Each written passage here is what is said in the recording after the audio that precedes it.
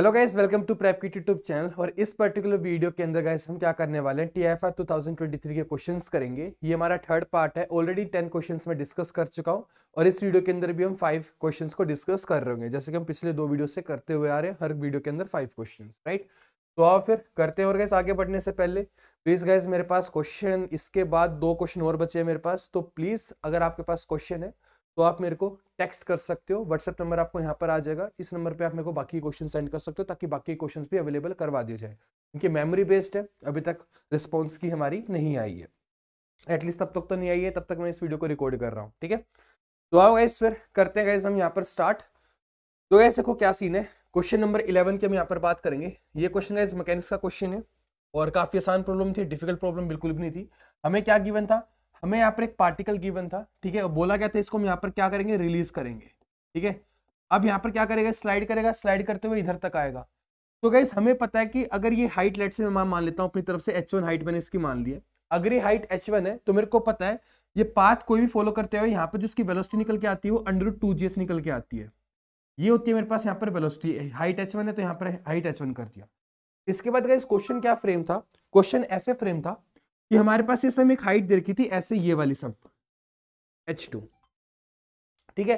अब बोला गया था कि अगर मैं अब इस सिस्टम को कहां पर ले जाऊं, मून के ऊपर ले जाऊं, जहां पर ग्रेविटी हमारी g/6 बोली गई थी कि जहां पर हमारी ग्रेविटी g/6 हो जाएगी, तो हमारे पास जो ये हॉरिजॉन्टल डिस्टेंस कवर कर रहा होगा, लेट्स से पहले करा था यहाँ पर डिस्टेंस d, ये अर्थ के ऊपर करा था डिस्टेंस d ट्रेवल, तो तब ये हम इसको मून के ऊपर ले जाएंगे जहां पर जो हमारी ग्रेविटी है वो g/6 हो जाएगी।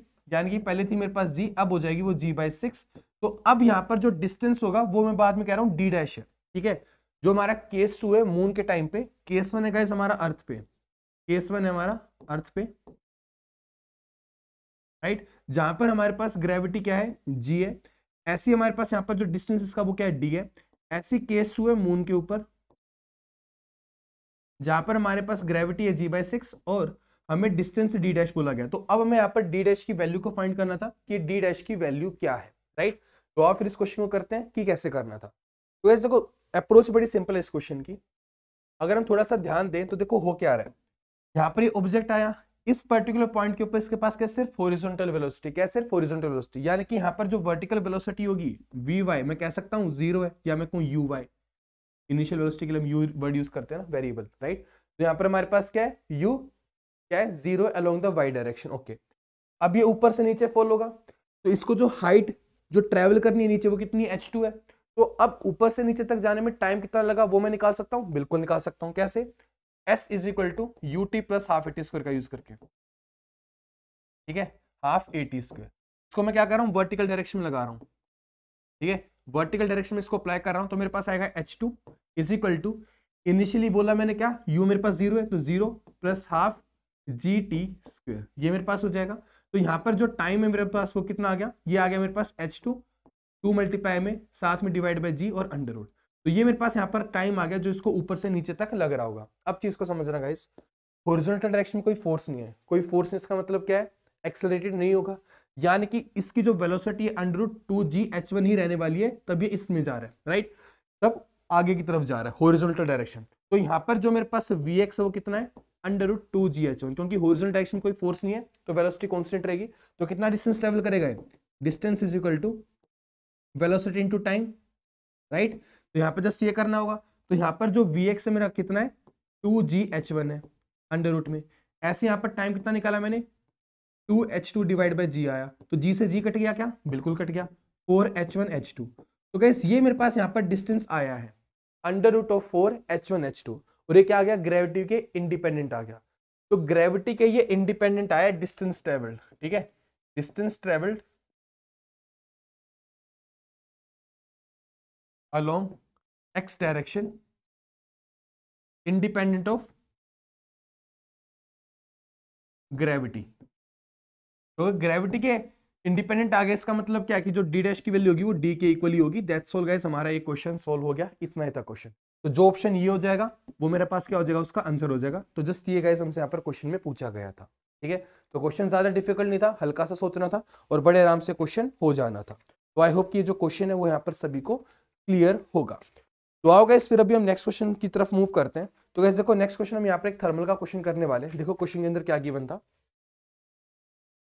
क्वेश्चन नंबर 12 है, क्वेश्चन नंबर 12 हमारा है, राइट। तो देखो क्वेश्चन में क्या गिवन था,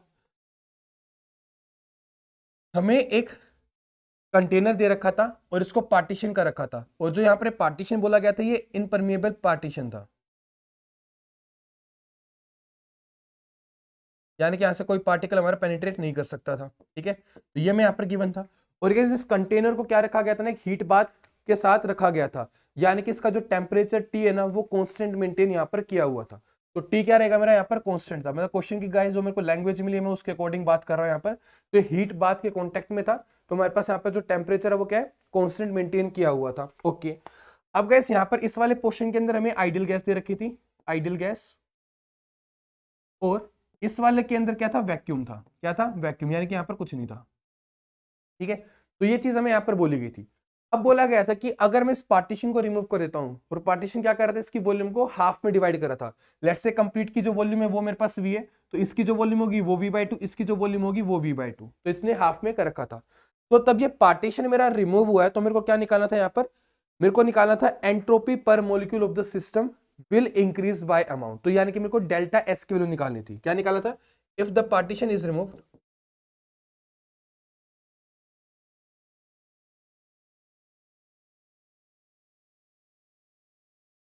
if the partition is removed then the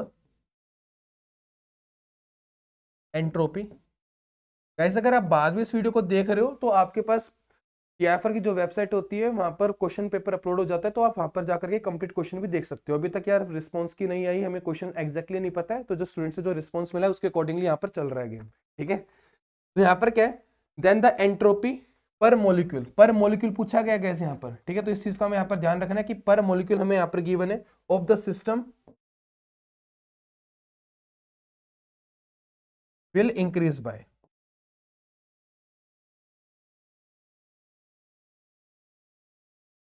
तो ये हमें यहाँ पर गैस बोला गया है। तो क्वेश्चन गैस बड़ा सिंपल है, ये भी काफी आसान क्वेश्चन है। एक फॉर्मूला हमने किया होता है, क्लास के अंदर हमने डिस्कस किया था। फॉर्मूला क्या था हमारे पास, change in entropy at constant temperature, यानी कि आइसोथर्मल प्रोसेस के लिए हमने चेंज इन एंट्रोपी का फॉर्मूला डिस्कस किया था, और वो क्या था, NR, साथ में था log V2/V1। और गैस ये वाला फॉर्मूला हमने दो जगह पर डिस्कस किया था। पहले तो हमने जस्ट एक सिंपल लिखा था हर एक प्रोसेस के लिए, आइसोबारिक, आइसोथर्मल, आइसोकोरिक, हर एक के लिए निकाला था। और उसके बाद फिर अगर तुम्हें याद आ रहा हो तो हमने दो टर्म्स लिखी थी, मतलब डेल्टा एस की। एक अपने पास यहाँ पर V2/V1 था, साथ में एक log की टर्म हो रही थी जो टेम्परेचर या फिर प्रेशर के ऊपर डिपेंड कर रही थी, राइट। हमने तीन रिलेशन निकाले थे, तो उस वाले रिलेशन से भी कर सकते थे, या फिर जो हमने पहले डायरेक्टली आइसोथर्मल वाला लिखा था वहां से भी कर सकते थे। तो जैसे भी करना चाहते थे वहां से इसको कर सकते थे क्वेश्चन को। तो अभी मैं यहाँ पर इस वाले फॉर्मूले से कर रहा हूँ, ये हमारे पास क्या, और गैस दोनों फॉर्मूले होते एक ही है, बस जो तरीका होता है ना निकालने का वो अलग अलग होता है। तो इस वजह से वहां पर एक टर्म एक्स्ट्रा आती है टेम्परेचर, क्योंकि उसके अंदर हम पहले पुट नहीं करते हैं, उसके अंदर हमें बाद में पुट करना पड़ेगा कि टेम्परेचर कॉन्स्टेंट है। तो फिर वहां पर जो log T2/T1 की फॉर्म होती है, तो T2/T1 हमारा कट जाएगा अगर सेम है तो log 1 बन जाएगा, log 1 जीरो हो जाता है, तो जो नेक्स्ट टर्म यहाँ पर एडिशन में होगी वो जीरो हो जाएगी। तो बात एक है, बस लिखने का तरीका अलग है, ठीक है, अलग अलग केसेस के लिए बेसिकली। ओके, तो डेल्टा एस मेरे पास यहाँ पर है। ओके, तो अब गाइस क्या करना है, हमें यहाँ पर जस्ट वैल्यूज को सब्स्टिट्यूट करवा लेना है। और गाइस यहाँ पर एक चीज का और ध्यान रखना है कि जो ऑप्शंस हमें यहाँ पर गिवन थे ना वो केबी के अंदर गिवन थे, ठीक है। तो यहाँ पर आर को हमें चेंज करवाना पड़ेगा। जो आर होता है गाइस हमारे पास वो होता है NaKb, ठीक है। जहां पर केबी क्या है मेरा बोल्ट्जमैन कांस्टेंट, और आर क्या है गैस कांस्टेंट है। तो ये मेरे पास एक रिलेशन होता है, इसका हमें यहाँ पर यूज करना पड़ेगा। ओके, तो यहाँ पर पुट करवा लेंगे आर को, तो अपने पास आएगा नंबर ऑफ मोल्स, एन क्या है, नंबर ऑफ मोल्स है, Na क्या है, एवोगाड्रो नंबर है, ठीक है, एवोगाड्रो नंबर यानी कि number of particles in one mole. उसके बाद क्या है गाइस, यहाँ पर पुट करवा लेंगे NaKb, साथ में log V2/V1। अब गाइस अगर V2 और V1 की बात की जाए, V2 क्या है मेरे पास फाइनल वॉल्यूम है, और इसकी वैल्यू क्या है कैपिटल V, और V1 क्या है इनिशियल वॉल्यूम है, इसकी वैल्यू क्या है V/2। क्योंकि गाइस देखो पहले गैस थी जस्ट इस वाले रीजन के अंदर, तो यहाँ पर जो Vi है ना, Vi जिस मेरे पास क्या है V/2, और फाइनल क्या है एक्सपेंड हो चुकी है, तो अपने पास क्या है V है। क्योंकि गाइस यहाँ पर बोला गया था पार्टीशन रिमूव किया, तो पार्टीशन को अगर हम रिमूव कर लेंगे तो क्या करेगी, एक्सपेंड करेगी गैस। पहले उसने वॉल्यूम ऑक्यूपाई करके थी V/2, अब वो कंप्लीट V को कर रही होगी, ठीक है। तो जैसे यहाँ पर वो चीजें कंसिडर की गई हैं। तो V2 की वैल्यू आ जाएगी मेरे पास यहाँ पर V, और V1 की वैल्यू क्या है V/2, राइट। तो ये मेरे पास यहाँ पर बन जाएगा। तो अपने पास आएगा यहाँ पर N × Na, number of moles multiply by number of particles in one mole, तो कितना बन जाएगा, टोटल नंबर ऑफ पार्टिकल्स बन जाएगा क्या, राइट। साथ में के भी आएगा, साथ में log 2 आएगा, और यहाँ पर क्या है, डेल्टा एस है। क्वेश्चन में क्या बोला गया था निकालने के लिए, चेंज इन एंट्रोपी पर मोलिक्यूल, तो एन को इधर ले आएंगे इज इक्वल टू के बी log 2, तो ये मेरा क्या हो जाएगा, इसका आंसर हो जाएगा, दैट्स ऑल। तो ये क्वेश्चन जस्ट इतना सिंपल था, ठीक है। तो काफी सिंपल क्वेश्चन था गाइस ये थर्मल का, और मैं कह रहा था कि थर्मल जो है थोड़ी सी इजी पड़ती है, तो ये काफी इजी क्वेश्चन हमें यहाँ पर गिवन था थर्मोडायनेमिक्स से, राइट। तो आई होप गाइस कि यहाँ तक की जो चीजें हैं वो बिल्कुल क्लियर होंगी अच्छे से, ठीक है। तो आओ गाइस फिर मूव करते हैं हम नेक्स्ट क्वेश्चन की तरफ। तो देखो गाइस नेक्स्ट क्वेश्चन क्या है हमारे पास। तो इस वाली वीडियो के अंदर हमने ये सेकंड क्वेश्चन डिस्कस कर लिया है, तो अभी थर्ड क्वेश्चन की बात करेंगे हम यहाँ पर, क्वेश्चन नंबर 13। तो गाइस जो क्वेश्चन नंबर 13 है ये हमारा गाइस मैट्रिक्स का क्वेश्चन है, ठीक है। हमें क्या गिवन था, एक मैट्रिक्स गिवन थी, A इज इक्वल टू 1/3 0, साथ में गिवन था 2/3, साथ में था 0 1 0, साथ में था 2/3 0 और 1/3। तो ये चीज हमें गिवन थी एक मैट्रिक्स, और यहाँ पर बोली गई थी एक ट्रांसफॉर्मेशन के बारे में, D is equal to O inverse, साथ में A O, ये हम यहाँ पर दे रखे थे। सिमिलरिटी ट्रांसफॉर्मेशन में यहाँ पर गिवन थी ये वाली, जो कि डायगोनलाइजेशन करने में भी हमें काम आती है, ओके। अब हमें क्या बोला गया था कि यहाँ पर जो O मैट्रिक्स है ये क्या है मेरे पास, ठीक है, ये मेरे पास है। अब गाइस कोई इसके मेरे पास ऑप्शंस नहीं है, अब यहाँ पर जो इसका आंसर होगा थोड़ा ऑप्शंस के ऊपर डिपेंड करेगा, क्योंकि हमें यहाँ पर किस प्रोसेस जाना पड़ेगा, इसके हमें आइगन वेक्टर्स निकालने हैं, ठीक है। तो हम यहाँ पर कैलकुलेशन करते हैं, लेकिन इसका एग्जैक्ट आंसर हो सकता है कि शायद से मैच ना करे, क्योंकि वो हमारे यार आइगन वेक्टर्स के चूज करने के ऊपर भी होगा थोड़ा सा, क्योंकि यहाँ पर एक यूनिक सॉल्यूशन निकल के नहीं आएगा हमारे पास इस मैट्रिक्स का। तो यहाँ पर ऑप्शन को देख के ही एग्जैक्ट सॉल्यूशन बताया जा सकता है, लेकिन मैं आपको यहाँ पर तरीका बता दूंगा कि हमारा जो तरीका है वो क्या रहने वाला है, उससे आपको आइडिया लग जाएगा। तो अगर थोड़ा बहुत ऑप्शंस के अंदर अगर इनकेस चेंज मिलता है, हो सकता है जो मैं यहाँ पर निकालूं एज इट इज मैच कर जाए, लेकिन अगर हल्का फुल्का ऑप्शन अलग थे तो वो आप आइडेंटिफाई कर पाओगे, ठीक है। तो आओ गाइस देखो करते हैं इस क्वेश्चन को।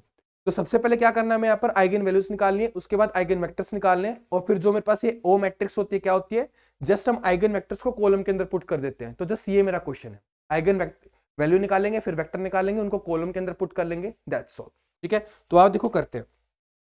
तो सबसे पहले गाइस आइगन वैल्यू निकाली जाएंगे। तो आइगन वैल्यू की बात कर रहे हैं यहाँ पर, 4 आइगन वैल्यू। गाइस मैं यहाँ पर कुछ कैलकुलेशंस की मिस कर दूंगा, जो तुम आप आराम से कंप्लीट कर सकते हो, कोई दिक्कत की बात नहीं है, ठीक है। 1/3 माइनस लैम्डा 0, 2/3, साथ में 0 1 माइनस लैम्डा 0, 2/3 0 1/3 माइनस लैम्डा। तो ये चीज हमें यहाँ पर गिवन है मैट्रिक्स, राइट। अभी क्या करना है हमें यहाँ पर, हमें निकालना है इज इक्वल टू 0 करना है इसके डिटरमिनेंट को। तो इसका डिटरमिनेंट कैलकुलेट कर लेंगे, और वहां से मेरे पास क्या आ जाएगी, लैम्डास की वैल्यू आ जाएगी। तो कैसे इसको तब सोल्व करेंगे ना हम यहाँ पर, ठीक है, इसको कैलकुलेट करेंगे। तो यहाँ से जो मेरे पास लैम्डा की जो वैल्यू निकल के आएगी ना, वो आएगी 1 1 और -3, ठीक है। इसको बड़े आराम से कैलकुलेट कर सकते हो, कोई दिक्कत की बात नहीं है, जस्ट डिटरमिनेंट ही तो लेना है और लैम्डा की वैल्यू को फाइंड कर लेना है, आसान सा काम है। इतना मैं आपके ऊपर वो रख सकता हूँ कि आप कर लोगे। अब गाइस देखो लैम्डा इक्वल टू 1 की बात करते हैं, ठीक है। क्या निकालना भी यहाँ पे हमें, आइगन वेक्टर्स निकाले। काम करते हैं पहले लैम्डा इक्वल टू -3 की बात कर लेते हैं। मैं ऐसा क्यों कर रहा हूँ, क्योंकि ऐसे कुछ चीज को समझो, यहाँ पर 1 क्या है, रिपीटिंग आइगन वैल्यूज है, राइट। तो यहाँ पर जो मेरे पास आएगा ना, वो हमें निकालने पड़ेंगे, क्योंकि यहाँ से हम तुम एक इक्वेशन आएगी तुम्हारे पास, तो वहां से हमें निकालने पड़ेंगे वेक्टर्स। तो मैं पहले क्या कर रहा हूँ, पहले मैं -1/3 के लिए निकाल रहा हूँ, क्योंकि वहां पे मेरे पास एक यूनिक आंसर आ रहा होगा, यानी कि एक यूनिक आइगन वेक्टर आ रहा होगा। लेकिन जो बाकी वाले हैं उसके लिए हमारे पास एक अलग आएगा। तो यूनिक तो यार उसका भी नहीं होता है, लेकिन जस्ट मैं ये कहना चाह रहा हूँ कि डायरेक्शन हमारी एक कंफर्म हो जाएगी, ठीक है, मतलब डायरेक्शन यूनिक आ जाएगी। क्योंकि यार हम मल्टीप्लाई तो कर सकते हैं ना उसको, लेट्स से मेरे पास एक वेक्टर है, ए वेक्टर है लेट्स से सम, तो मैं उसको 2a भी लिख सकता हूँ, तो वो भी मेरे पास क्या हो जाएगा, उसका आइगन वेक्टर रहेगा, ठीक है। बस उसका मैग्नीट्यूड चेंज कर सकते हैं, डायरेक्शन सेम रखेंगे, राइट, ओके। तो आओ गाइस फिर हम बात करते हैं आगे। तो जो आइगन वेक्टर्स होते हैं गाइस, वो यूनिक नहीं होते हैं कभी भी, इस चीज को हमेशा ध्यान रखना। हमेशा हमारे काफी सारे आइगन वेक्टर्स एग्जिस्ट करते हैं, कभी भी एक पर्टिकुलर आइगन वेक्टर नहीं रहता है।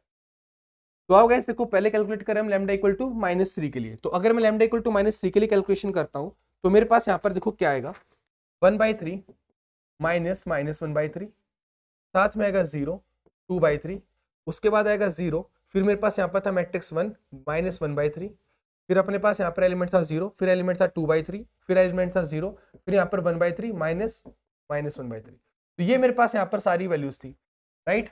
अभी क्या करना होगा, इसको मल्टीप्लाई करना होगा किसके साथ, XYZ इज इक्वल टू 0। तो गाइस ये हमारा भी होता था किसका, आइगन वेक्टर्स निकालने का। तो जस्ट यहाँ से XYZ को निकाल लेंगे, ठीक है। तो ये हमारा यहाँ पर काम है, किया कुछ नहीं गाइस, यही किया मैंने यहाँ पर, a minus lambda I into में x इक्वल टू 0, जो हमारी इक्वेशन होती है ना आइगन वेक्टर्स निकालेंगे, तो इस इक्वेशन के अंदर जैसे वैल्यूज को डाला है और कुछ नहीं किया, राइट। तो आओ यहाँ पर सोल्व करवा लेते हैं इसको। तो अपने पास यहाँ पर आएगा 2/3 0 2/3, साथ में इधर से आएगा मेरे पास कितना 0 2/3 0 2/3 0 2/3, ठीक है। Multiply with XYZ is equal to 0। तो गैस यहाँ पर मल्टीप्लाई करवा लेंगे और रिजल्ट्स देख लेंगे। तो गैस जो फर्स्ट इक्वेशन है, मतलब जो फर्स्ट रो और जो थर्ड रो, वो सेम इक्वेशन दे रही है, राइट। तो यहाँ से इक्वेशन आ रही है मेरे पास x plus z is equal to 0, पहली इक्वेशन। उसके बाद एक ये वाली इक्वेशन आ रही है रो 2 से, तो रो 2 से क्या आ रही है, just y equal to 0, multiply करोगे 2/3y बनेगा इज इक्वल टू 0, तो वहां से आ जाएगा y इक्वल टू 0, ठीक है। तो y तो मेरे पास यहाँ पर 0 हो गया और यहाँ से आ गया x equal to minus z आ गया। तो अगर मैं z को k पुट करवा लूँ, z को क्या करवा लूँ, k पुट करवा लूँ, तो यहाँ से मेरे पास जो x की वैल्यू आएगी वो क्या आ जाएगी, माइनस k आ जाएगी। और इसी वजह से मैं कहता कि हमारे पास कभी भी एक यूनिक आइगन वेक्टर निकल के नहीं आता है, ठीक है। तो आइगन वेक्टर क्या हो जाएगा, माइनस k 0 k, राइट, क्योंकि k की वैल्यू यहाँ पर कुछ भी हो सकती है। तो k को बाहर निकाल लूंगा, या मैं कहूँ इसका जस्ट मैं क्या करने वाला हूँ, अभी मैं निकालने वाला हूँ यहाँ पर इसकी जस्ट डायरेक्शन की, इसका जो मैग्नीट्यूड होगा मैं उसको 1 बना दूंगा। तो मेरे पास हो जाएगा -1/√2 0 1/√2, ठीक है। यहाँ पर मैंने क्या बना लिया, यूनिट आइगन वेक्टर बना लिया है। तो ये मेरे पास यहाँ पर आ जाएगा, ये बन गया मेरे पास यहाँ पर क्या, पहला आइगन वेक्टर -1/√2 0 1/√2, राइट। ओके, तो आई होप कि जो पहला आइगन वेक्टर है वो क्लियर होगा। यहाँ पर ये क्या है, पहला आइगन वेक्टर है E1। अब इसके बाद क्या करेंगे, लैम्डा इक्वल टू 1 के लिए कैलकुलेशन करेंगे। तो देखो लैम्डा इक्वल टू 1 की बात करते हैं। तो कैसे देखो लैम्डा इक्वल टू 1 के लिए क्या सीन रहेगा हमारे पास, 1/3 -1 1/3 -1, फिर था मेरे पास 0, फिर था 2/3, उसके बाद था यहाँ पर 0, फिर यहाँ पर 1 था तो -1 आ जाएगा, साथ में यहाँ पर 0 था, इधर 2/3 था, इधर 0 था, इधर 1/3 था और साथ में -1 आ जाएगा। इसका डिटरमिनेंट लेंगे, साथ में मल्टीप्लाई करेंगे XYZ के साथ, x y and z is equal to 0, ठीक है। तो अब यहाँ पर आएगा मेरे पास -2/3, साथ में आएगा इधर 0, इधर आएगा 2/3, साथ में आएगा इधर 0 0 0 और यहाँ पर आ जाएगा 2/3 0 -2/3, ठीक है। तो ये मेरे पास आ जाएगा। कैलकुलेशन करने के बाद मल्टीप्लाई कर लेंगे किसके साथ, XYZ के साथ मल्टीप्लाई करवाना पड़ेगा हमें से, ठीक है। तो अब यहाँ पर जस्ट क्या करनी है, मल्टीप्लीकेशन करनी है, इक्वल टू 0 कर देंगे। तो यहाँ से मेरे पास अभी देखोगे तुम, यहाँ से एक इक्वेशन निकल के आ रही है, राइट। ये तो तीनों के तीनों 0 हो गए और यहाँ पर सिर्फ मेरे पास क्या आ रही है, एक इक्वेशन निकल के आ रही है। तो यहाँ पर मेरे पास होगा -2/3, ठीक है। उसके बाद क्या है, x मल्टीप्लाई है प्लस में 2/3 z इज इक्वल टू 0। तो यहाँ से इक्वेशन आई -x plus z is equal to 0, यानी कि x इक्वल टू z, ये मेरे पास यहाँ पर आ रही है। तो मैं क्या करूंगा, यहाँ पर पुट कर लूंगा k equal to sorry z equal to k। तो यहाँ से जो x की वैल्यू आएगी वो क्या आ जाएगी, x is equal to k आ जाएगा, ठीक है। तो गाइस यहाँ पर अब मैं क्या बना लूंगा, आइगन वेक्टर्स लिख लूंगा और प्रॉपर्टी में क्या यूज करूंगा कि मेरे पास जो दूसरे वाली आइगन वैल्यू है ना उसके हमेशा क्या होंगे, ऑर्थोगोनल होंगे। तो जो मेरा यहाँ पर आइगन वेक्टर आया था वो क्या आया था, देखो -1/√2 और 1/√2, राइट। इसके क्या होना चाहिए, ऑर्थोगोनल होने चाहिए दोनों आइगन वेक्टर जो भी मैं लिखने वाला हूँ, ठीक है। तो बस इस चीज को ध्यान में रखते हुए हम कर लेंगे, क्योंकि यार देखो जो हमारे आइगन वेक्टर्स होते हैं वो हमारे पास क्या होते हैं, ऑर्थोगोनल होते हैं, डिफरेंट आइगन वैल्यू वाले, ठीक है। तो यहाँ पर एक डिफरेंट आइगन वैल्यू है, ये लैम्डा इक्वल टू -1/3 के लिए था और ये लैम्डा इक्वल टू 1 के लिए था, राइट। और यहाँ से मेरे पास डीजेनरेसी वाला केस था, यहाँ पर दो आइगन वैल्यू मेरे पास सेम थी 1 1, राइट। अगर तुमने क्लासेस अटेंड की अच्छे से तो मैंने 5 केस डिस्कस किए थे, अगर तुम्हें याद हो। हमने ऐसे केस भी डिस्कस किए थे जहां पर 3 आइगन वेक्टर हम निकाल नहीं सकते। हमने कुछ केस देखे थे जहां पर हमारे पास सिर्फ 2 आइगन वेक्टर एग्जिस्ट कर रहे थे। हमने एक केस ऐसा भी देखा था जहां पर सिर्फ हमारे पास एक आइगन वेक्टर एग्जिस्ट कर रहा था, ठीक है। तो अगर सारी क्लासेस अटेंड की है तो आपको ये चीजें याद आ रही होंगी, ठीक है। तो आप फिर हम इसको यहाँ पर भी सोल्व करवा लेते हैं। तो यहाँ पर हम लीनियरली इंडिपेंडेंट आइगन वेक्टर्स लिख सकते हैं 3, राइट। तो अभी हम यहाँ पर लिखेंगे इसी चीज को ध्यान रखते हुए। तो क्या कर रहा हूं, देखो यहाँ पर इक्वेशन मेरे पास ये आई है अभी, ठीक है। तो यहाँ पर मेरे पास बना क्या, k 0 k, ये बन चुका है, ठीक है। इसको मैं लिख सकता हूँ 1/√2 0 1/√2। गाइस एक्चुअल में देखो यहाँ पर y की वैल्यू तुम्हारी 0 नहीं है, ठीक है। मैंने यहाँ पर अपनी तरफ से पुट करवाई है, पुट y इक्वल टू 0। अब देखो y हमारे पास ना कुछ वैल्यू आया नहीं, y की इंफॉर्मेशन है, यानी कि y की हमारी कुछ भी वैल्यू हो सकती है, डजंट मैटर, ठीक है। और एक चीज और कि यहाँ पर तुम y की वैल्यू कुछ भी पुट कर लो, उससे तुम्हारे पास तब भी E1 के साथ ही ऑर्थोगोनल रहेंगे। एक तो तुम्हारे पास आइगन वेक्टर ये आ गया E2, ठीक है। ऐसे में एक E3 भी लिखना पड़ेगा। और अगर तुम यहाँ पर चेक करो ना, जो तुम्हारे पास E2 है ये तुम्हारे पास ऑर्थोगोनल है किससे, E1 से। चेक करवा सकते हो, डॉट प्रोडक्ट करवा के देख लो, तुम्हारी 0 आ जाएगी, ठीक है, वेक्टर्स की। ऐसी एक और लिखना है, तो एक और को मैं लिख देता हूं ऐसे, और मैं इसी वजह से कह रहा था कि यार ये सॉल्यूशन हो सकता है कि तुम्हारा एग्जैक्टली मैच ना करे क्वेश्चन के साथ, क्योंकि यहाँ पे ऑप्शंस देख के पता चलता है कि हमें किस फॉर्म में लिखना है, ठीक है। तो मैंने यहाँ पर 3 आइगन वेक्टर लिख दिया वैसे अपनी तरफ से, अगर मैच करता है तो सही है, लेकिन अगर मैच नहीं कर रहा है तो थोड़ा सा इसको रिलेट करने की कोशिश करना। एक तो ऑर्थोगोनल होना चाहिए और साथ में एक ये वाली फॉर्म होनी चाहिए जहां पर x इक्वल टू जेड हो। तो x इक्वल टू जेड की फॉर्म को चेक कर लेना, y की वैल्यू कुछ भी हो सकता है यहाँ पर 2 लिखाओ, 5 लिखाओ, 10 लिखाओ, कुछ भी लिखाओ, डजंट मैटर, लेकिन हमारे पास इस तरह की फॉर्म होनी चाहिए, ठीक है। 1/√2 और 1/√2 x इक्वल टू जेड, ये वाली फॉर्म हमारे पास होनी चाहिए, राइट। और एक चीज और गाइस, अगर मैं यहाँ पर बीच में 1 कर रहा हूं ना, तो अब ये मेरे पास जो है ना, ये मेरे पास नॉर्मलाइज नहीं है, तो इसको नॉर्मलाइज भी करना पड़ेगा, तो उसको भी यहाँ पर एडिशन ले सकते हो, ठीक है। मैं करवा नहीं रहा हूं इस चीज को, लेकिन यहाँ पर तुम इसको नॉर्मलाइज भी करवा सकते हो, ठीक है। तो आई होप कि जो चीजें हैं यहाँ तक वो क्लियर होगी। ये वाला नॉर्मलाइज है, इसके अंदर कोई दिक्कत नहीं है, लेकिन जो ये वाली चीजें नॉर्मलाइज नहीं है। और तुम्हारा ये E3 भी और तुम्हारा E2 भी, तुम्हारे पास जो ये वाला वेक्टर है इसके साथ क्या है, ऑर्थोगोनल है, डॉट प्रोडक्ट चेक करवा लो, 0 आ रही है, ठीक है। तो मेरे पास यहाँ पर 3 वेक्टर्स आ चुके हैं जो कि क्या है, लीनियरली इंडिपेंडेंट है। ये वाला लीनियरली इंडिपेंडेंट कैसे है, एक बार इस वाले को इसकी फॉर्म में लिख सकते हो क्या, नहीं लिख पाओगे, ठीक है। तो इस वजह से क्या है, लीनियरली इंडिपेंडेंट है, राइट, मतलब एक दूसरे के मल्टीपल नहीं है यहाँ पर, ओके, नाइस। तो यहाँ पर जस्ट क्या करना था हमें, ओ मैट्रिक्स लिखनी थी ना, तो ओ क्या हो जाएगा, जस्ट तीनों वेक्टर्स को ऐसे लिख दो, ये तुम्हारे पास यहाँ पर E1 वेक्टर लिख दोगे, यहाँ पर तुम E2 लिख दोगे ऐसे, और यहाँ पर तुम E3 लिख दोगे, तो यहाँ से तुम्हारे पास क्या आ जाएगा, आंसर आ जाएगा। तो ये एक्जैक्टली मैच ऐसे भी ना कर रहा हूँ, लेकिन ऑप्शंस को देख के मैं यहाँ पर एक्जैक्ट आंसर ही बता सकता हूँ, जैसे हमें कंडीशंस मैच करवानी जो मैंने अभी बोला, ठीक है। तो इसको अपनी तरफ से करवा लेना, जो भी तुम्हारे पास यहाँ से आ रहा होगा वो आंसर करेक्ट हो जाएगा, ठीक है। ऑप्शंस में एक ही ऐसा केस मिलेगा जो सेटिस्फाई करा हुआ है चीजों को, नाइस है। तो गाइस अभी फिर हम मूव करते हैं नेक्स्ट क्वेश्चन की तरफ, तो आओ देखो नेक्स्ट क्वेश्चन की बात करते हैं, जस्ट अ सेकंड, ये रहा। तो आओ गाइस देखो नेक्स्ट क्वेश्चन की बात कर रहे हैं, क्वेश्चन नंबर 14। तो क्वेश्चन नंबर 14 की मैं बात कर रहा हूं, तो देखो गाइस इसके अंदर हमें क्या गिवन था, हमें गिवन था एक वायर ग्रिड पोलराइजर, ठीक है। इसके अंदर क्या होता है गाइस, काफी सारी मेटल्स की वायर होती है, जनरली कॉपर को यूज किया जाता है, एक गुड कंडक्टर यूज किया जाता है, ठीक है, वायर ग्रिड पोलराइजर, ठीक है। और गैस देखो ये ना तुम्हारी सभी फ्रीक्वेंसी मतलब सभी वेवलेंथ की लाइट को तुम्हारा पोलराइज नहीं करता, जो तुम्हारे पास हाई वेवलेंथ की लाइट होती है सिर्फ ये उन्हीं को करता है, यानी कि अगर तुम यहाँ से विजिबल लाइट को करवाओगे तो वो यहाँ पर तुम्हारी पोलराइज नहीं हो रही होंगी, ठीक है।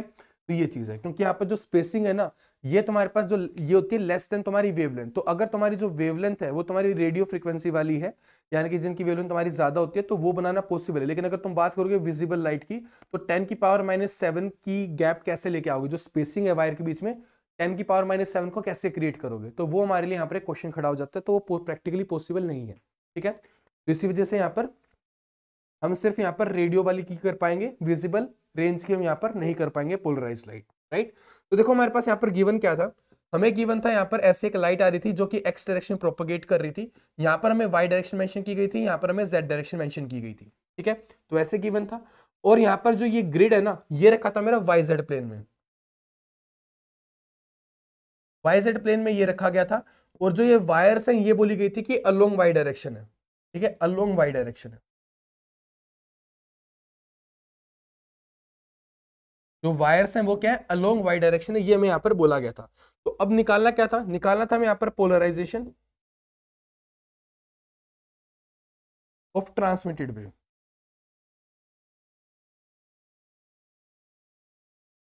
ये हमारे पास जो पोलराइजेशन है ट्रांसमिटेड लाइट की वो कैसी होगी गाइस, इसके मेरे पास ऑप्शंस भी हैं, तो मैं एक बार ऑप्शंस भी लिख देता हूँ कि क्या क्या ऑप्शंस हैं। तो यहाँ पर ऑप्शन ए कह रहा था along Y axis, option B कह रहा था along Z axis,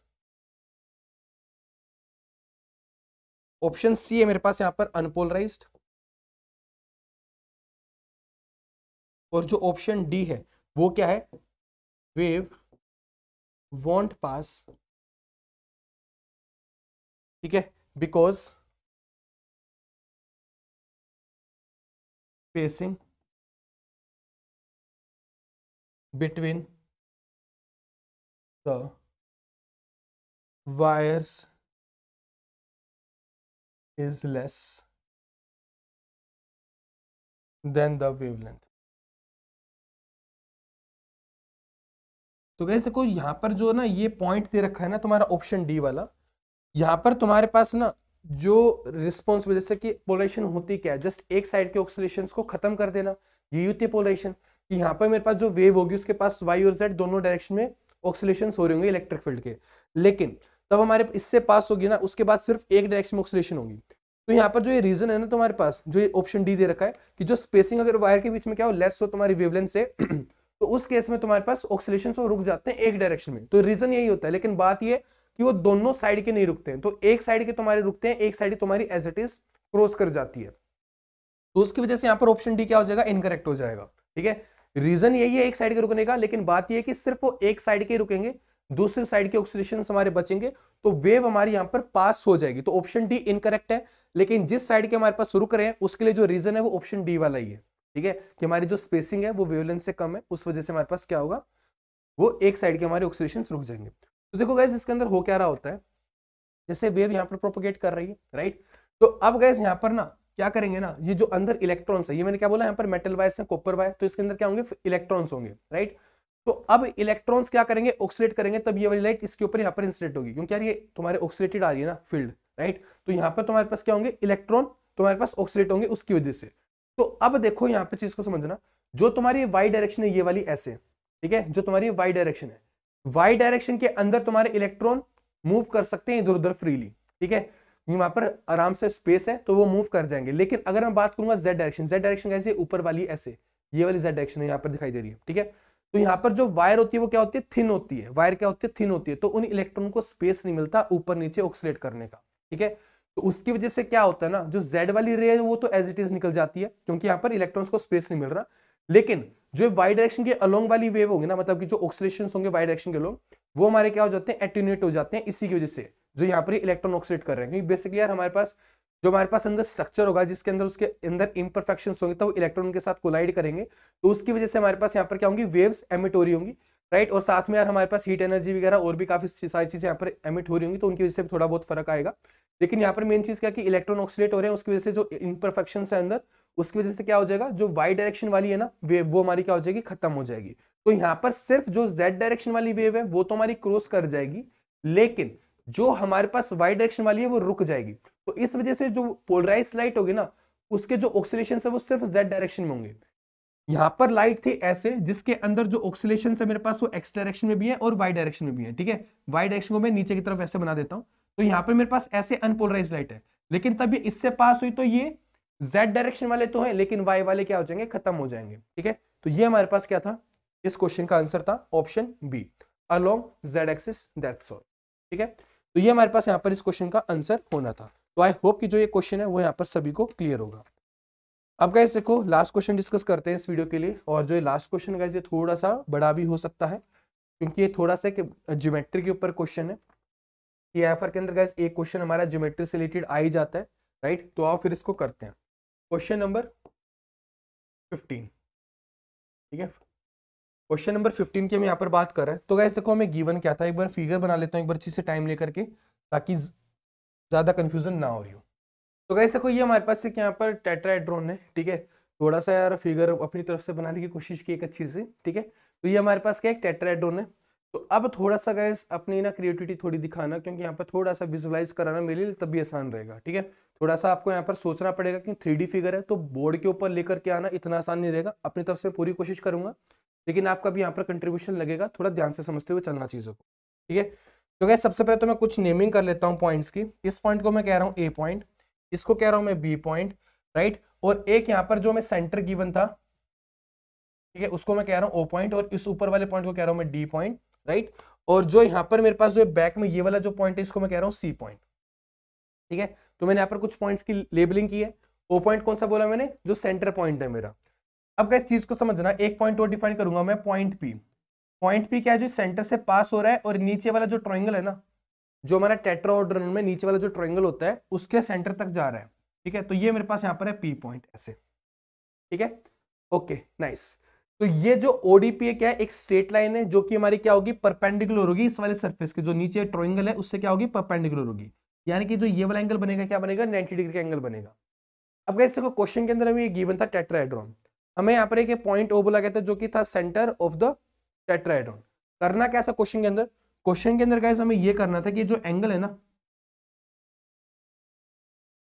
AOB, find the angle AOB, find the angle AOB, ये हमें कैलकुलेट करना था, ठीक है। AOB एंगल हमें क्या करना था, यहाँ पर कैलकुलेट करना था। तो अब इसको कैसे किया जाएगा, अब उसकी बात आती है, ठीक है। तो आप देखो गाइस, करना शुरू करते हैं। सबसे पहले चीज को समझो, जो हमारे पास नीचे वाला है, यहाँ पर ये टेट्राहेड्रॉन दे रखा है, राइट। सारी साइड्स हमारे पास यहाँ पर क्या है, इसकी इक्वल गिवन है, राइट। लेट्स से साइड ए है मेरे पास ये, ठीक है, सारी साइड्स मेरे पास क्या ए है। तो अगर गाइस नीचे वाला एक इक्विलेटरल ट्रायंगल है, तो क्या जो ये वाला एंगल है ये 30 डिग्री नहीं हो जाएगा? क्योंकि गाइस चीज को समझना, ये हमारे पास जो पॉइंट पी होगा ना, ये क्या होगा, सेंट्रोइड पॉइंट होगा नीचे वाले ट्रायंगल का। क्या होगा, सेंट्रोइड पॉइंट होगा, ठीक है। जो नीचे वाला ट्रायंगल है उसका बिल्कुल सेंटर पॉइंट यानी कि सेंट्रोइड होगा, ठीक है।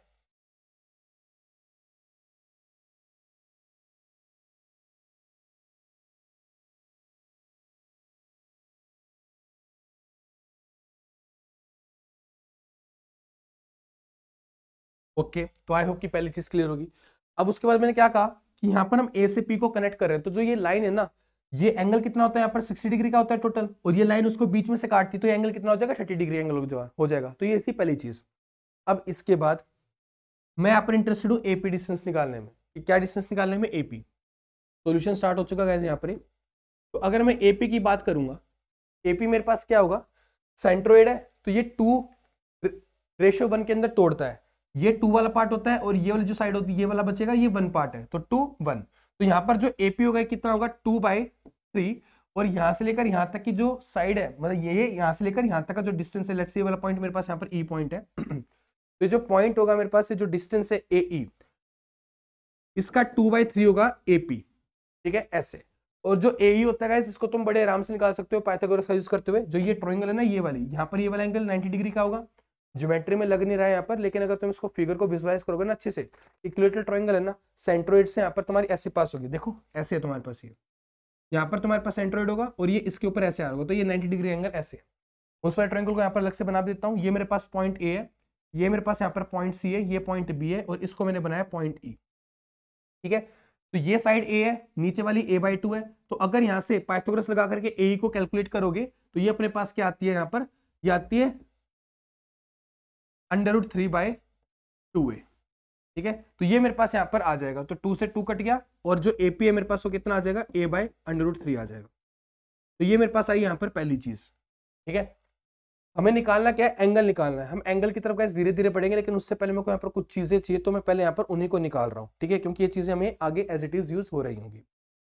अब देखो, निकालना में ये एंगल, राइट। तो इस एंगल ना तुम यहाँ पर डायरेक्टली ज्योमेट्री से नहीं निकाल पाओगे इधर इधर क्योंकि यार तुम्हारी 3D फिगर है, ठीक है। तो इन द एंड तुम्हें यहाँ पर क्या करानी पड़ेगी, यूनिट वेक्टर्स की डॉट प्रोडक्ट करवानी पड़ेगी। तो अभी मेरा जो गोल है ना, स्टार्टिंग में मेरा वो गोल ये है कि ये वाला मेरे को पता है कि मेरे पास ये क्या है, मतलब मैं इसको ओरिजिन डिफाइन कर लूंगा अपनी तरफ से। तो इसका कोऑर्डिनेट मेरे को पता है, इसका कोऑर्डिनेट मैं बता सकता हूँ कि कितना होगा। इसका कोऑर्डिनेट मेरे पास कितना हो जाएगा, इसका कोऑर्डिनेट है मेरे पास a00, क्योंकि ना तो यहाँ पर मेरे पास y चेंज हुआ है, ना मेरे पास यहाँ पर z चेंज हुआ है, जस्ट मेरे पास यहाँ पर x चेंज हुआ है, ठीक है। ये मेरे पास क्या है, x डायरेक्शन, ठीक है, ओके। तो अब ऐसे में किस किस के पॉइंट निकालने वाला हूँ, एक तो मेरे पास ये वाला पॉइंट है p पॉइंट की कोऑर्डिनेट निकालूंगा, फिर ऐसे में o पॉइंट की कोऑर्डिनेट निकालूंगा, ऐसे फिर मैं od पॉइंट के कोऑर्डिनेट निकालूंगा, ठीक है। अगर एक बार मेरे को ये कोऑर्डिनेट्स पता चल गए ना, फिर मेरा काम बड़ा आसान हो जाएगा, ठीक है। तो मेरा काम यहाँ पर यही है कि मैं इनके कोऑर्डिनेट्स को यहाँ पर पता कर लूँ कि कोऑर्डिनेट्स मेरे क्या हैं, ठीक है। तो आओ देखो गाइस, करना स्टार्ट करते हैं इस प्रॉब्लम को। क्या करेंगे, पॉइंट ओ और पॉइंट डी, ठीक है। लेट्स से अभी के लिए मैं क्या कर रहा हूँ कि मैं कह रहा हूँ कि ये जो डिस्टेंस है ना, इस पॉइंट पी से लेकर के यहाँ तक का, ओ तक का, ये मैं कह देता हूँ कि डी डिस्टेंस है। और ऐसे यहाँ से लेकर यहाँ तक का जो डिस्टेंस है, ये वाला ऊपर से लेकर नीचे तक, ये एच है। मैंने क्या कहा यहाँ पर कि जो मेरे पास डीपी है, DP is equal to H है, और साथ में जो मेरे पास ये OP, OP is equal to D है। मेरे को ये दोनों वैल्यूज निकालनी है। अगला काम मेरा ये दो वैल्यूज निकालने का, ठीक है। क्योंकि ये दो वैल्यूज आने के बाद अगर मेरे पास ये आ गए, तो फिर मैं यहाँ पर इन दो के बीच में वेक्टर बता सकता हूँ कि क्या होगा, फिर ऐसे इन दो के बीच में यहाँ पर वेक्टर निकाल सकता हूँ कि मेरे पास क्या होगा।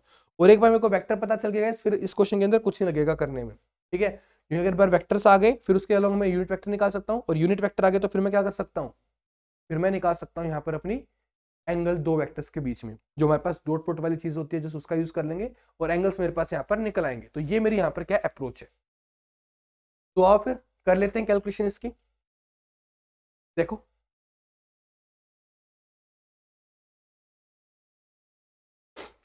तो देखो गाइस कैसे कर रहा हूं, मैं इस ट्रायंगल को देख रहा हूं एक बार, ये वाला जो ट्रायंगल है ए पी ओ, ठीक है, ए पी ओ को उठा लेता हूं एक बार मैं, ए पी ओ, ये मेरे पास यहाँ पर ए है, ये मेरे पास पी है, ये मेरे पास ओ है।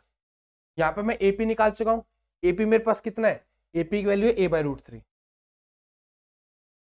ओपी को मैंने बोला है डी, और ये वाली साइड क्या है ओए, और ओए मेरे को नहीं पता कि ओए कितना है ठीक है, ये मेरे को नहीं पता। ओके चलो कोई बात नहीं, तो इसके ऊपर मेरे को थोड़ा रुकना पड़ेगा अभी, ठीक है। तो कोई नहीं, दूसरे ट्रायंगल ले लेते हैं एक बार। तो दूसरे ट्रायंगल ले लेता हूँ गाइस मैं एक बार, मैं ले रहा हूँ A P D, A P D ले रहा हूं मैं, ए पी डी, ये ए है, ये पी है, ये डी है, ठीक है। तो एपी मेरे को पता है a/√3 है, ये मैंने h बोला है, निकालना है मेरे को, और ये वाली साइड मेरे को पता है a है, तो क्या मैं ऐसे h निकाल सकता हूँ, बड़े आराम से निकल जाएगा h तो, राइट। तो आओ निकाल लो फटाफट से इस चीज को। तो यहाँ से जो h है मेरे पास वो क्या हो जाएगा, देखो पाइथागोरस लगा रहा हूँ, ये 90 डिग्री का एंगल है यहाँ पर, राइट। तो यहाँ पर हो जाएगा a² माइनस a/√3 का स्क्वायर, और इसका अंडर रूट कर लेंगे, ये मेरे पास क्या आ जाएगा, h की वैल्यू आ जाएगी। तो यहाँ पर आ जाएगा a² माइनस a²/3 और इसका अंडर रूट, यानी कि कितना आ गया, 2a²/3 का अंडर रूट आ गया, ठीक है। तो अंडर रूट 2/3 साथ में क्या आ जाएगा, a आ जाएगा, किसकी वैल्यू है, h की वैल्यू है, ठीक है। तो ये अपने पास आ चुका है, ओके नाइस। अब इसके आगे क्या किया जाए, अब हमें वो देखना है। तो आप देखो गाइस, थोड़ा और सोचते हैं, हमें निकालना क्या है, हमारा गोल है ये निकालने का, राइट, कि कहीं से भी हमारे पास से डी निकल आए। तो डी को गाइस देखो कैसे निकाला जाएगा, यहाँ पर जो डी के लिए अप्रोच रहेगी हमारी वो क्या रहेगी, देखो हमारे पास यहाँ पर जो ओडी है और जो ये ओ है, क्या इसकी जो वैल्यू होगी मेरे पास वो इक्वल होगी, ओडी और ओए की जो वैल्यू है क्या हमारे पास वो इक्वल रहेगी, राइट। तो इसी चीज का मैं यहाँ पर यूज करूंगा, ठीक है। जो ओडी है वो ओए के इक्वल है, यहां से लेकर यहां तक का जो डिस्टेंस है, यहां से लेकर यहां तक का जो डिस्टेंस है, क्योंकि ओ क्या था, मेरा सेंटर पॉइंट था ना, तो सेंटर पॉइंट था तो क्या हो जाएगा, ये डिस्टेंस इक्वल हो जाएगा, ठीक है।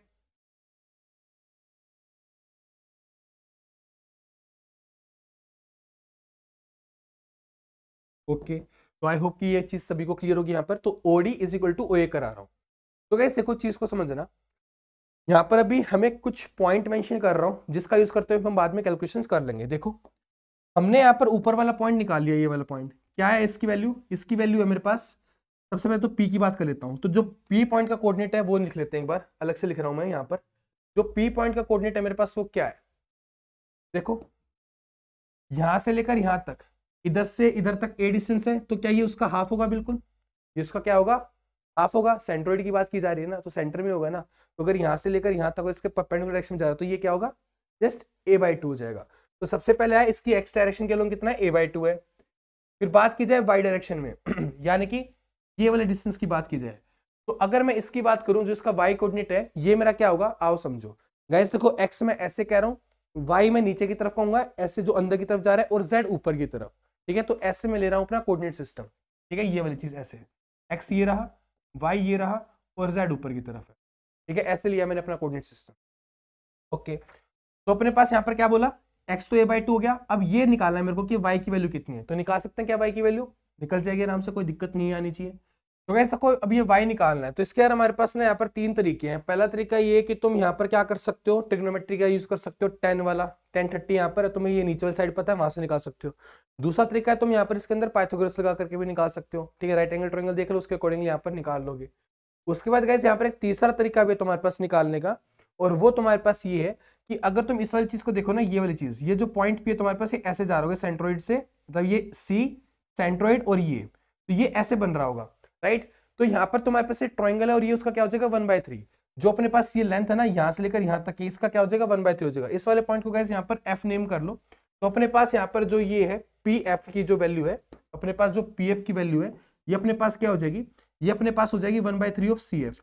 सी पॉइंट कौन सा है गाइस, जो ये ट्रायंगल है ना नीचे इक्विलेटरल ट्रायंगल, उसका ये वाला पॉइंट यहां से लेकर यहां तक, राइट। तो ये अपने पास है, ठीक है, यानी कि यही वाली वैल्यू है और कुछ नहीं। सी एफ ये ऐसे है, ये एफ पॉइंट है यहाँ पर, ठीक है। तो मैं क्या कह रहा हूँ, ये वाला पोर्शन 2 है, ये वाला पोर्शन 1 है, ये वाला पॉइंट यहाँ पर क्या है, पी पॉइंट है। तो यहाँ से यहाँ तक का मेरे को निकालना है, तो क्या हो जाएगा 1/3 ऑफ सी एफ हो जाएगा। तो इस रेशियो का मैं यहाँ पर यूज कर रहा हूँ। तो गाइस अब इसकी वैल्यू क्या हो जाएगी, देखो 1/3 और सी एफ की वैल्यू होती है √3 a/2। तो यहाँ पे मेरे पास बन जाएगा a2√3। तो ये मेरे पास यहाँ पर क्या आ गया, पी एफ की वैल्यू आ चुकी है। किसकी वैल्यू आ चुकी है, पी एफ की वैल्यू आ चुकी है a/√3। तो आई होप गाइस कि यहाँ तक की जो चीजें हैं वो सभी को क्लियर होंगी।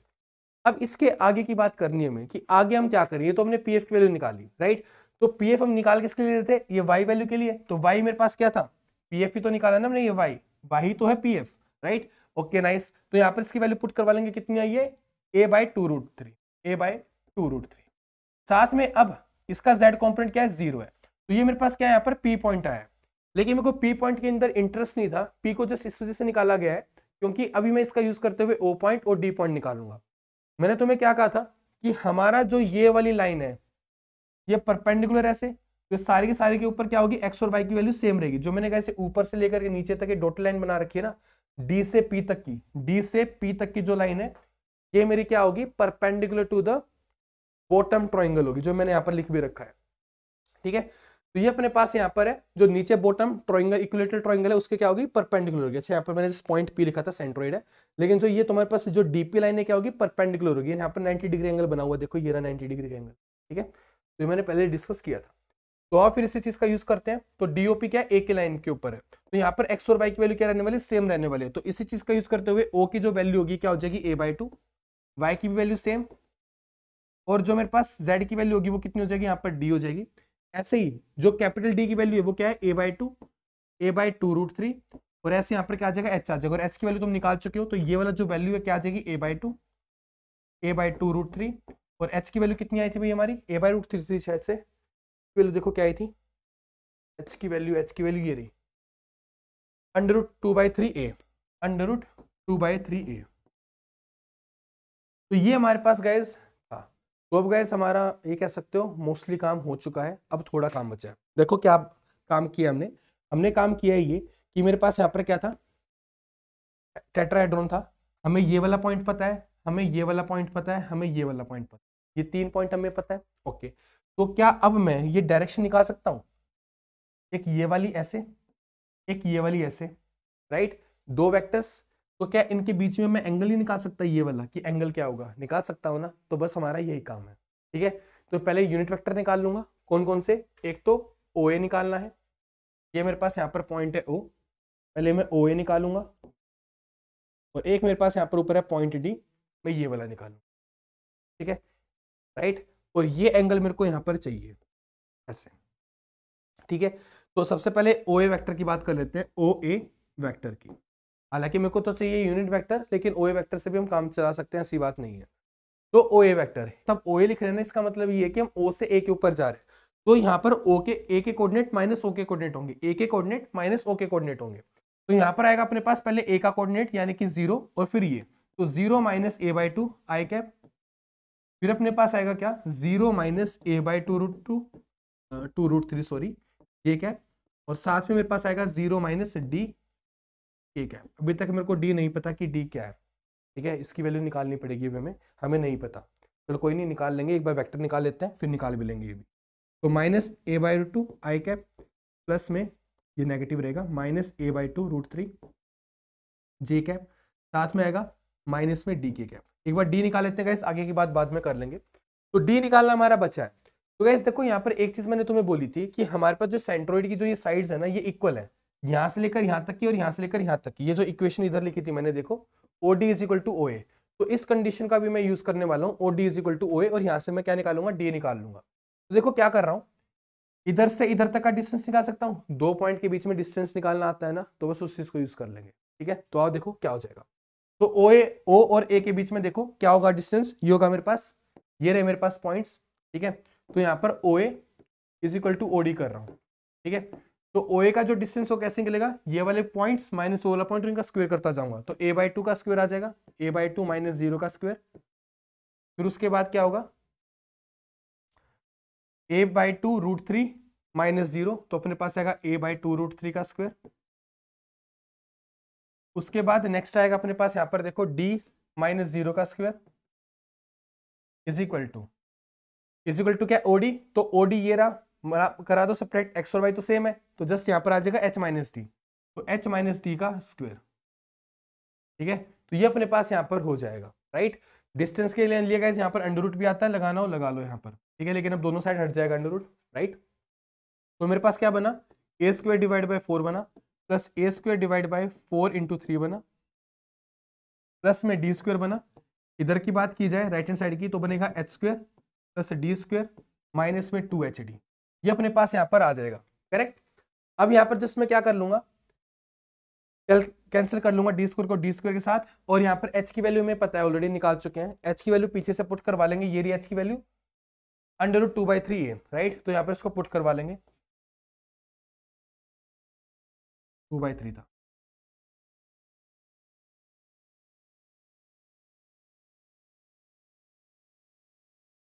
ठीक है। तो ये मेरे पास हो जाएगा, और इधर क्या आ जाएगा, ए स्क्वायर बाई 4 है प्लस में ए स्क्वायर बाई 12 है, ठीक है। तो कॉमन ले लो यहाँ पर ए स्क्वायर को, तो 1/4 प्लस 1/12, तो एलसीएम लोगे तो अपने पास कितना आएगा, ऊपर 3 आएगा, 3 + 1 4, 4 डिवाइड बाई 12 यानी कि 1/3, तो ये 1/3 आ जाएगा इधर, तो ए स्क्वायर बाई 3 आएगा ये, ठीक है। राइट हैंड साइड की बात की जाए यहाँ पर ये कितना है, ये अपने पास है 2/3 ए स्क्वायर, ठीक है। तो इधर सेपरेट कराओगे तो ये क्या बन जाएगा, -a²/3 बन जाएगा इधर, और यहाँ पर अभी एडिशन में एक टर्म हो रहा है 2 डिवाइड बाई √3, और साथ में क्या आएगा, डी आएगा। तो ये मेरे पास यहाँ पर है, right. Okay nice, I hope कि यहाँ तक की जो चीजें हैं वो सभी को क्लियर होंगी। तो यहाँ पर पुट करवा लो -2√2 d/√3।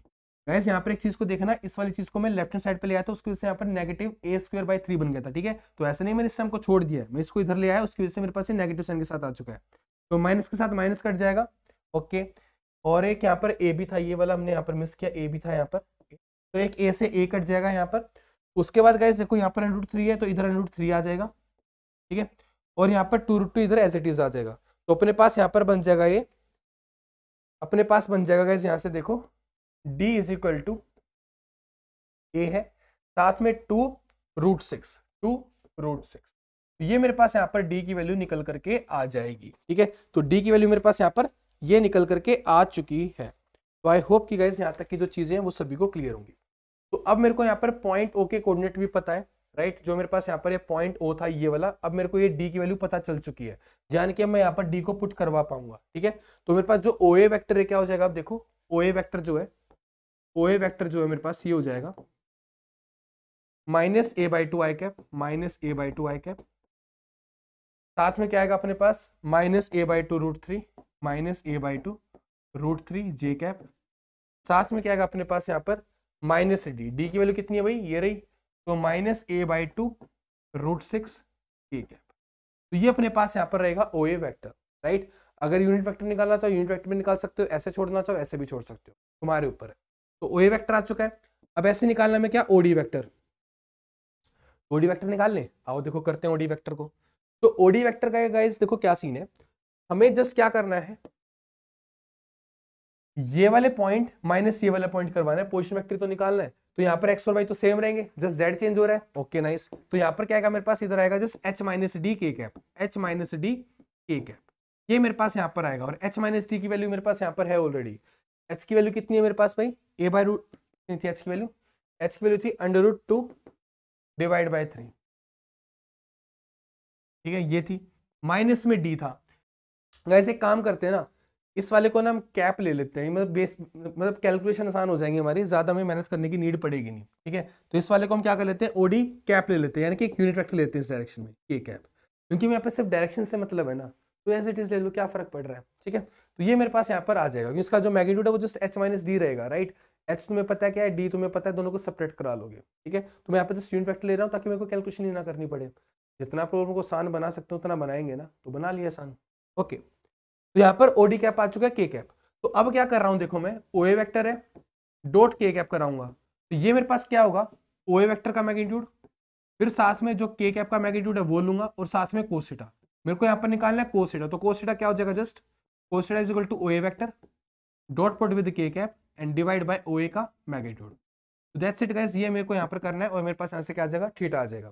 तो आप डॉट प्रोडक्ट करा लो, तो यहाँ पर तो जस्ट के कैप है, और ये वेक्टर मेरे पास यहाँ पर कंप्लीट है, तो के कैप के साथ कराओगे तो कितना आएगा, अपने पास आएगा -a/2 √6 -a/2 √6 डॉट प्रोडक्ट ये आएगी, डिवाइड बाय ओ ए का मैग्नीट्यूड। तो ओ ए का मैग्नीट्यूड निकालो, यहाँ से देखो ओ ए का मैग्नीट्यूड क्या हो जाएगा, ओ ए का मैग्नीट्यूड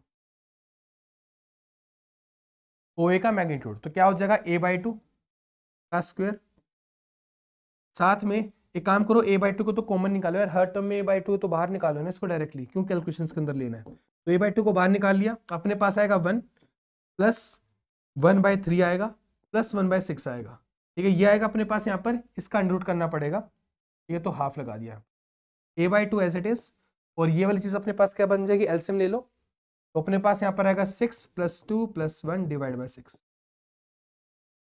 तो अपने पास आएगा यहाँ पर 9 / 6, राइट। तो 9 / 6 यानी कि 3/2। ओके, तो अपने पास यहाँ पर आ गया a2 साथ में अंडर रूट 3/2।